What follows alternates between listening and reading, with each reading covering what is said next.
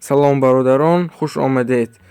Имрӯз рубл баромад ва аз фарз сар мекунем ки $100 дар бонки миллӣ 1018 сомон, дар Сбербанк 1020 сомон ва дар бонки Алиф ҳам 1020 сомон. Ва навбати евро омад ки дар бонки миллӣ евро 1080 сомон шуда истодааст.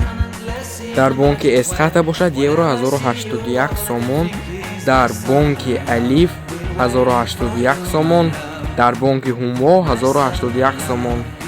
ва мо ба рубл наздик мешавем ки имрӯз 1 соат пеш боло рафт. 1000 рубл ба 141 сомон фаромада буд. Имрӯз бошад 1 соат пеш 1000 рубл 149 сомонӣ шуд дар бонки Алиф дар сайта. Албатта лайк монед, подписация кунед. Ин видеоҳои навро бинед.